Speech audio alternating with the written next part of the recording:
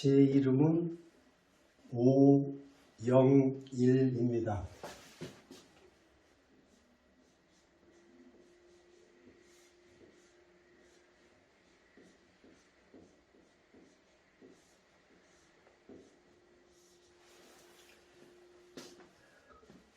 우선 오라 하면 제 성을 얘기할 때는 이런 나라옷인데, 올해는 글자는 굉장히 많아요. 그런데 하여튼 이름을 말씀드리는 시간이라 요건 나라오고 요거는 풀이라는 뜻이에요. 위가 요 가운데 한자를 써서 꽃뿌리영이라고 그래요. 그 다음에 요 한일자는 하나라는 뜻도 되고 1등이라는 뜻도 돼요. 나아가서는 우리 전체라는 뜻도 돼요. 왜 이 말씀을 드리냐면, 한자라는 거는 뜻 글자이기 때문에 한 글자 내에 모든 뜻이 다 포함되어 있어요. 그래서 글자 한자로 문장이 될 수도 있는 거죠. 어떤 자기 의사를 얘기할 때 글자 한자만을 써도 된다, 이런 말씀이에요. 자, 이름에 관한 말씀은 거기까지 하고, 제가 6.25 때 저 충청남도로 피난을 간 적이 있었어요. 여기 청계천 오장동이라고 그러는데 거기에 살다가 피난을 간 적이 있는데, 그때만 하더라도 이런 스마트폰 전화기가 문제가 아니고 시계가 없었어요. 그래서 거기에 사는 데서 버스를 타기 위해서 한 8km를 큰 깊은 산 속에서 갈 때, 출발할 때는 언젠지를 알 수가 없어요. 그래서 대충 날씨, 달이 뜨거나 이런 거 기준으로 해가지고 출발하면은 아침 버스를 타고서 목적지에 이렇게 출발을 하던가 이랬어요.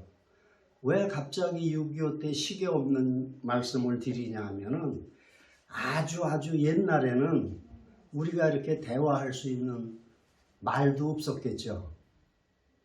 물론 개나 이런 소, 이런 짐승들도 다 음정에 의해서 자기 의사소통을 이렇게 하겠지만, 사람도 그전에는 글씨는 고사하고 말도 없었을 거예요. 그래서 이렇게 다니다가, 물론 이제 지금 이렇게 고들직자, 직립이라고 해서 빤듯이 서서 이렇게 보행도 하고 행동을 할 수 있지만, 아주 그전에야 이렇게 직립을 했겠어요? 짐승과 같이 다 이렇게 네 발로 다니다가 어떤 뇌라든가 여러 가지 여건으로 인해서 이렇게 직립을 해서 이 지구를 석권하게 된 거죠. 그래서 이제 아까 말씀대로 돌아가면은 말도 없었거니와 글자는 더 없었겠죠. 그래서 차츰 자기 의사를 표현할 수 있는 말이 생기다가, 나중에는 지금 한 말이 다 없어지니까 그거를 남겨놓기 위해서 글자가 서서히 생긴 거죠. 그런 생활 속에서는 아마 이 지금 문화 생활을 하는 사람은 상상을 못하는 아주 저급한, 그러니까 아주 미개한 그런 생활을 했겠죠. 그래서 글씨도 없고 이런 상태니까 수렵을 하면서 살던 시절이니까, 수렵이라는 건 뭐예요? 짐승도 잡아서 먹고 이런 나무 열매도 따먹고 이런 시절이었어요. 그래서 그날 이렇게 수렵 생활을 했는데, 먹고 살았는데, 어느 날은 닭을 못 잡는 날도 있어요. 재수가 좋으니까 몇 명이 갔다가 돼지도 잡아오는 날이 있고, 그래서 부부가 산다, 아기가 3명이 있다 그러면은 닭을 한두 마리만 잡아도 새를 먹고 살 수가 있었는데, 못 잡는 날이 있어서 이웃에서 빌릴 수도 있어요. 빌려줄 수도 있고 빌려올 수도 있고 그래야 하루 끼니를 먹을 수 있으니까. 그런데 문자가 없으니까 그거를 기억해 둘 방법이 없었어요. 그래서 오늘 내가 뭐 이렇게 하루 먹을 닭이나 기타를 하나 못했을 때, 취하지 못했을 때 이웃한테 빌려오고 닭을 한 마리 빌렸습니다 할 때는 가장 쉬운 게 나뭇가정이나 짐승뼈 이런 걸 하나 그냥 놔뒀던 거예요. 오늘 닭 한 마리 빌렸어요. 그리고 놔뒀다가 다음에 재수가 좋아서 이렇게 더 많이 잡았을 때는 그거를 되돌려 갚은 거예요. 그래서 문자가 없기 때문에 나뭇가정이나 짐승뼈 이런 걸로 하나를 표시했다 이 말씀이에요. 그래서 하나를 빌렸습니다 한 거예요. 그 다음에 어떻게 공교롭게도 운이 안 좋아가지고 그 이튿날 또 못 잡았어요. 또 빌리게 됐어. 그럼 하나를 또 갖다 놓은 거예요. 그러면 어제 하나 빌렸고 오늘 또 하나 빌려서 2개가 됐어요. 그 다음에 숫자를 만들기 위해서 얘기를 만든 겁니다. 그래서 3개를 표시할 때는 이렇게 했어요. 그래서 가정이를 자꾸 이렇게 쌓아 놓다 보니까 4개도 됐어요. 이게 숫자가 많아지다 보니까 복잡한 거예요. 이렇게 눈도 나쁜 노인네들은 뭐 아련아련하고 하니까 요거를 5개는 다 못해서 4개까지만을 하고 요 하나 있는 거는 이렇게 선을 그었던 겁니다. 그래서 지금과 같이도 1, 2, 3, 4, 5가 됐는데 오랜 세월이 지나면서 오늘날과 같은 글자로 변한 거죠.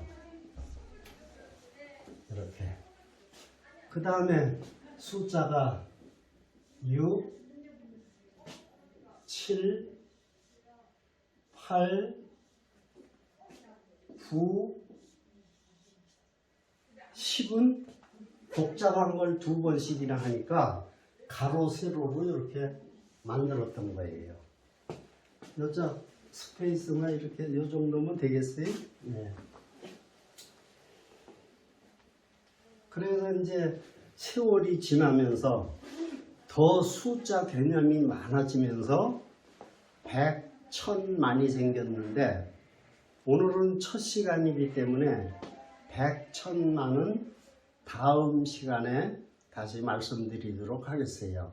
오늘은 가장 간단한 1, 2, 3, 4, 5, 6, 7, 8, 9, 10에 관한 거를 했고 이제는 숫자가 아니라 글자가 만들어진 내력을 잠깐 설명하도록 하겠습니다.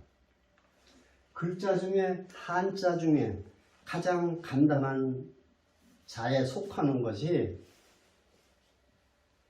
하나, 둘.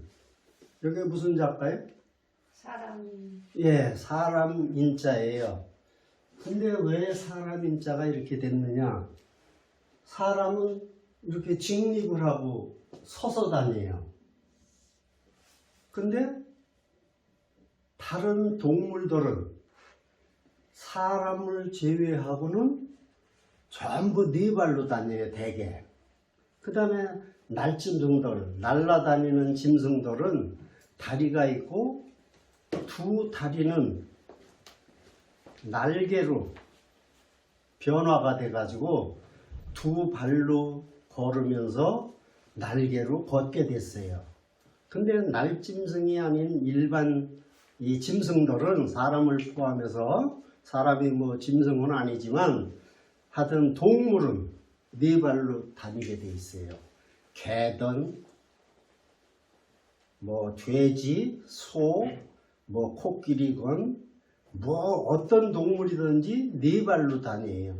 그러니까 사람이라는 뜻을 이웃에 누가 이사 왔다 어떤 사람이 할 때 사람이라는 표현을 하기 위해서 이렇게 메모를 해서 둘 필요가 있는데 어떻게 표현할 길이 없으니까 사람은 서서 다닌다, 직립을 한다. 다른 동물 네 발로 다니는 거에 비해서 직립을 한다 하고 이렇게 요걸 사람으로 하자 이렇게 했던 거예요.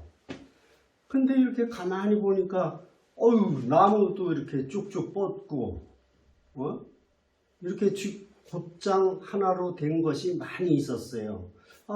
이게 세우는 걸로 다 사람이라고 할 수가 없구나 그래가지고 표시를 한 거예요. 그래서 손을 사람은 유일하게 딴 짐승하고 틀려서 이렇게 팔을 잘 쓰기 때문에 손을 내밀었던 거예요. 그게 오랜 세월이 지나면서 오늘날과 같은 사람 인자가 된 거예요.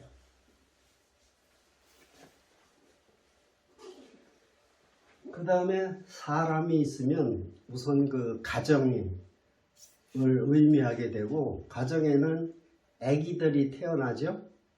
그래서 아기를 어떻게 표현을 할까를 오랜 세월이 지나면서 생각을 했어요. 근데 아기들은 이 성인에 비해서 이 머리가 비례로 볼 때는 굉장히 큰 편이에요. 그래서 어린아이다 하면은 머리부터 선 거죠. 머리가 이렇게 크다 해가지고. 그 다음에 이 다리가 둘이 있고 팔이 이렇게 있어요. 근데 그게 오랜 세월 동안 지나면서 오늘날과 같은 이런 글자가 된 거예요. 그래서 이게 지금은 무슨 자죠? 아들자. 아들자라고 그래서 여자아이, 남자아이 할 때 남자 아들을 얘기하는 글자로 됐지만 처음 글자가 이렇게 만들어질 때는 그냥 어린이, 아기를 얘기했어요. 아들이건 딸이건 구별을 안 하고 어른에 비해서 아기다 이렇게 했던 거예요. 이걸 간단히 생각하면 이건 머리고 요거는 다리가 둘이 있는데 아기들은 되게 포대기를 싸줘요. 그래서 요게 하나로 변한 거예요. 그리고 요거는 뭘까요? 팔. 네? 팔. 몸 요쪽에 이렇게 뻗은 거는 팔이죠. 그래서 팔을 양쪽으로 이렇게 한 거예요. 그래서 이런 글자가 차츰차츰 생기게 된 거죠. 이제는 더 가까운 예를 하나 드릴게요. 이거는 조금 더 추상적이고 이걸 막 만드는 거니까 우선 이렇게 하면 뭐가 생각나요? 우리 몸 중에 눈. 맞아요. 눈이에요.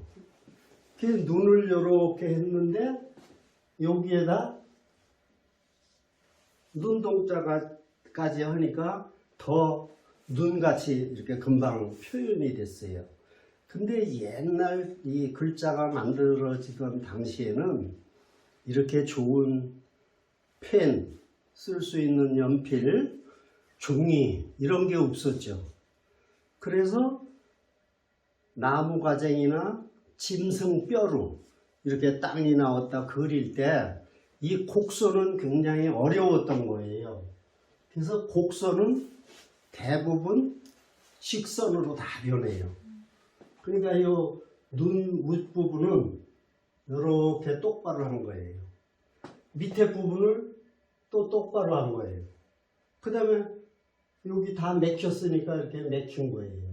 그래서 다 직선으로 편리하기 위해서 직선으로 했던 거예요.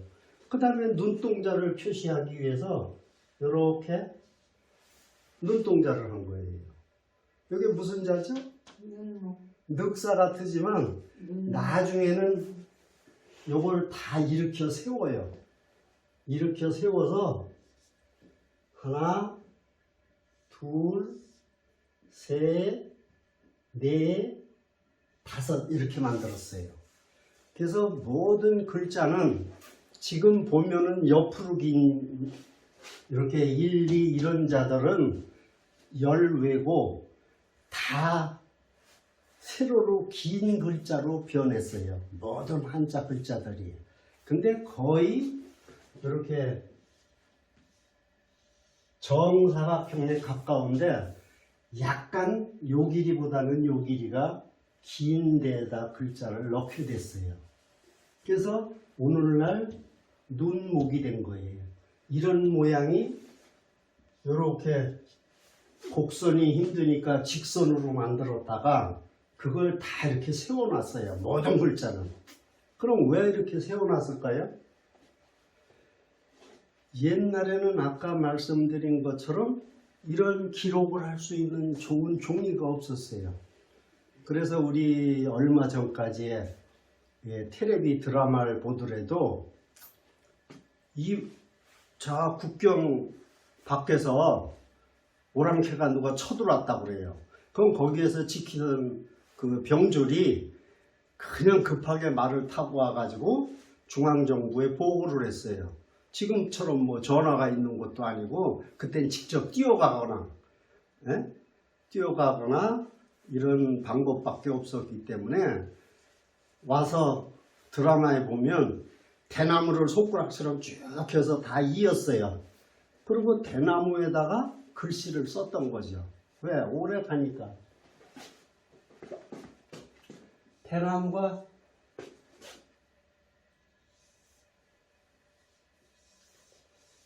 이렇게 됐는데 요거를 다 쪼갠 거예요. 그러면 대나무 조각이 이렇게 됐는데 글씨를 옆으로 이렇게 눈목을 갖다가 여기 쓰려면 이게 좁아서 안 좋은 거예요. 그걸 다 이렇게 세워가지고 여기다 쓴 거죠. 옛날에는. 이런 식으로. 그래서 모든 글씨는 다 세워서 쓰게끔 됐어요. 뭐 여러 가지 그때 상황이나 모든 걸 볼 때 뭐 더 많이 이유가 있겠지만 여기에서 간략하게 대표적인 일, 불과 우리나라도 몇백 년 전에 그렇게 외국의 침범을 받았다던가 하면은 거기에다가 글씨를 써가지고 그걸 다 엮어가지고 글씨를 써서 주르륵 펼쳐보면 그 내용이 뭐 큰 물난리가 났다던가 오랑캐가 쳐들어왔다던가 내용을 보는 게 우리 드라마에도 근간까지도 많이 있었어요. 그래서 모든 글씨는 이렇게 세우게 됐다. 이렇게 알아두시면 편리하고요. 오늘 하나, 둘, 셋 했어요. 한 자만 더 하도록 할게요. 시간이 지금 보니까 한 자 더 할 수 있겠어요. 이번에는 신자를 하나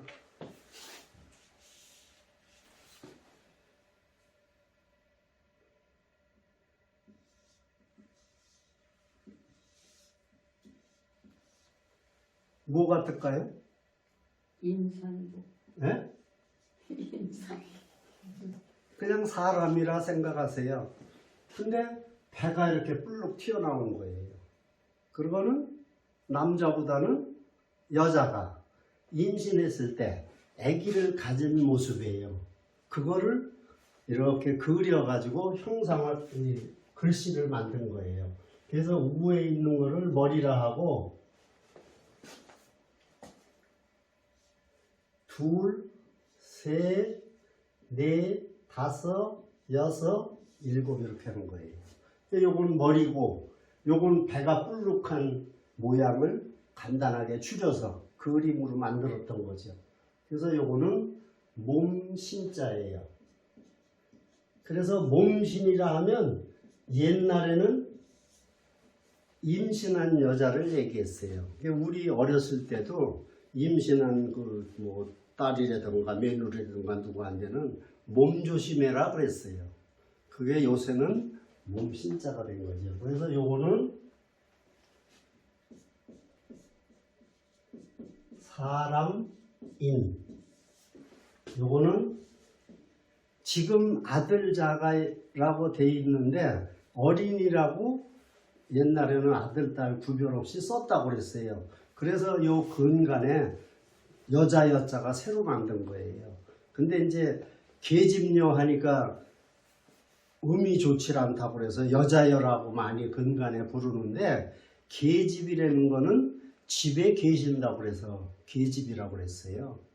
남자들은 나가서 짐승하고도 싸우고 수렵을 해와야 먹고 살 수 있어요.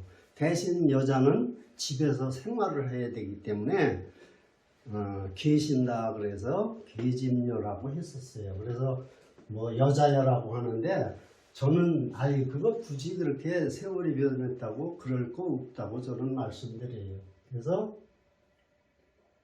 이거는 아들자.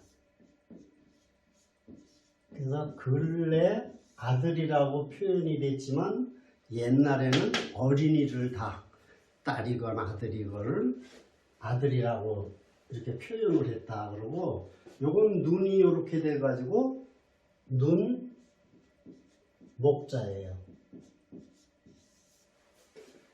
그 다음에 여기는 아까 한 것처럼 몸신이 됐어요. 이런 식으로 글자가 자꾸 바뀌면서 2개, 3개가 합쳐져서 더 복잡한 글자도 만들어지고 또 생활이 이렇게 복잡하게 되면서 표현하고자 하는 뜻이 더 많기 때문에 글자 수가 그렇게 많은 거예요. 그래서 글자가 뭐 얼마까지도 5, 6만 자라고 그랬는데 지금은 이렇게 복잡해지면서 생활이 또 합쳐가지고 글자를 만들어가지고 한 5, 6년 전에 그 모 대학에서 새로운 사전, 한자 사전을 만들었어요. 근데 지금은 10만 자가 된다고 그래요.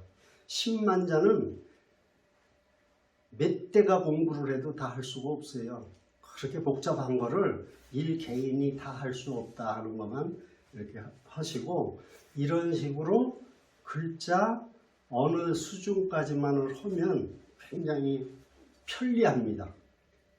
한자를 모르면 무슨 기술이건 이런 전문 이런 박사학위를 한다든가 할 때 뜻을 구별하기가 어려워요.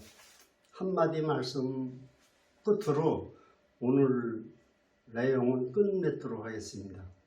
얼마 전에 그 모 대학 교수분께서 조사를 해서 발표를 했는데 조사라는 얘기 마석시장이 예를 들어서 과일이 뭐가 얼마고 뭐 이렇게 이 시장 저 시장 가격을 조사하는 것도 조사예요. 근데 일찍 죽는 것도 조사고 조사라는 단어가 33개가 있다고 발표를 한 적이 있어요. 그건 뭐냐 하면 우리 생활이 이렇게 복잡하기 때문에 특히 학문, 공부를 해야 될 사람은 공업이든 뭐 의료계통이건 변호사건 이 한자 기초는 꼭 해두는 것이 공부하기 좋다는 걸 말씀드리면서 오늘 시간이 돼서 끝내도록 하겠습니다. 수고하셨습니다.